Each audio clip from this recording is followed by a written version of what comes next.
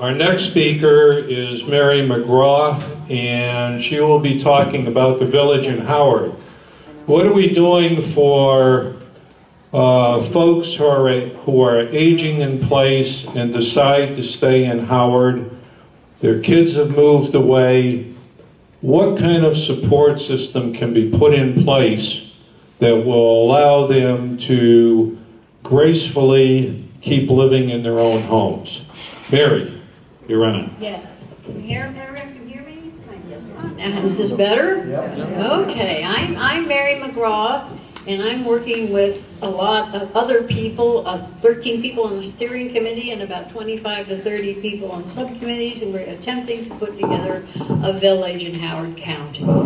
And the top up there, the village in Howard, is our logo with the houses going in the circle, and Aging in Howard Just Got Easier is our tagline. And we're going to the next one. The first quotation up there is from Beacon Hill in Boston, Massachusetts. And if you're into villages, you know that the Beacon Hill village is the grandfather of them all. It was the first, it set the model. It was actually started in the late 90s, and it kind of became a nonprofit in 2001. And the second statement up there is the mission statement for the village that we are starting here in Howard County. It's the village in Howard helps its members to age in their own homes and communities through volunteer support and linkage to community resources. And I thought that just to get you in the mood for my talk, I would run a short video, 2 minutes, about Beacon Hill Village. And at this moment, we're celebrating 10 years.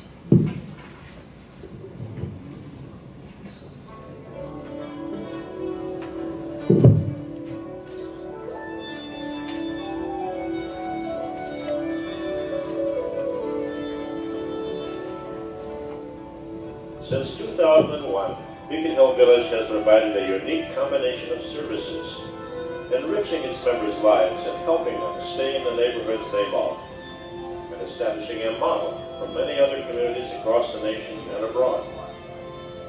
It is a grassroots, nonprofit corporation that succeeds because so many people give their time and energy to respond to a variety of interests and needs, such as organizing healthy walks along the Charles, and providing a variety of exercise classes. 1, 2, 3, up. 1, 2, 3, up. But members also appreciate the opportunities for making new friendships and maintaining old ones, such as our monthly trips around New England. Hello, Jeanette. I didn't know you were coming.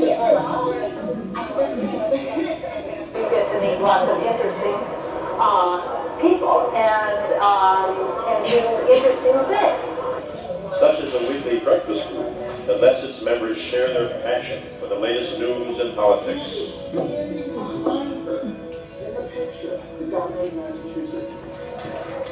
It provides stimulating monthly conversations with authors, scientists, statesmen, and celebrities, such as Joyce Haywick, a longtime Boston TV arts critic. And it's enormously important to keep one's life expanding and being stimulated and learning and growing, and so it's wonderful.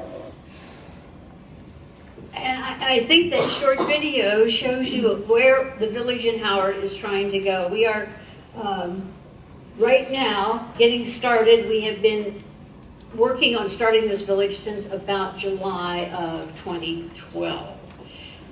It was at that time I did a newspaper, senior newspaper in Howard County for 10 years, and I closed it in 2011.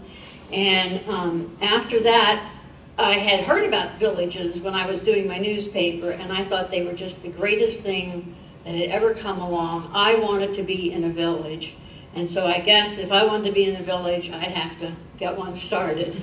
And in doing that, I went to see Dana Brown, who was then the new administrator of the Office of Aging, and she and a couple of people from the Senior Advisory Committee, which I was also on, we took a trip to Capitol Hill Village in Washington, D.C. And they were very kind to us. They told us all about their village, how long it took them to get started, which was only 6 months, which I found out later is highly unusual. It usually takes 2 to 3 years.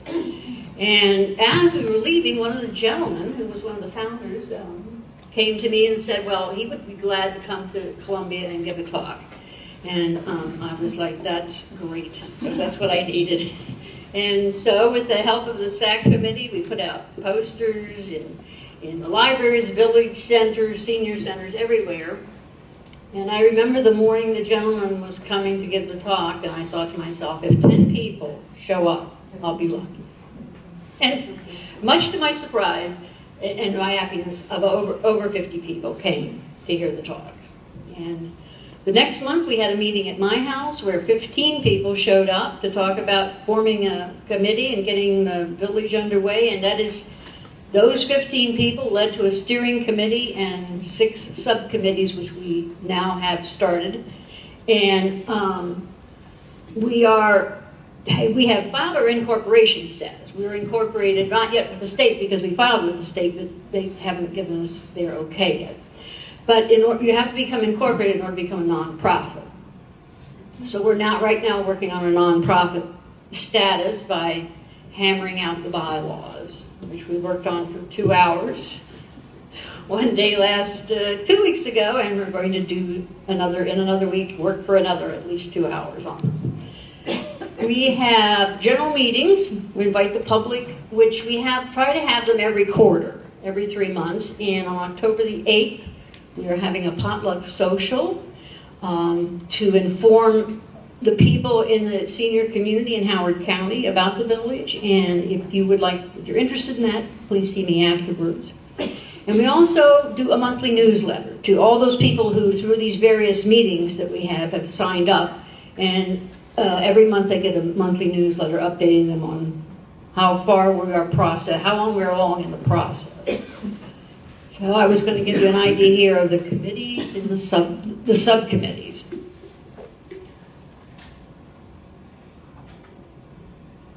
We start off with the legal committee, and it has been very busy because they have filed our incorporation papers, and we're also working with them on bylaws, and they have a lawyer that sits with them, and it's all coming into place. They will file with the IRS to get our nonprofit, and they will keep track of all and any legal problems that come up in the running of the village.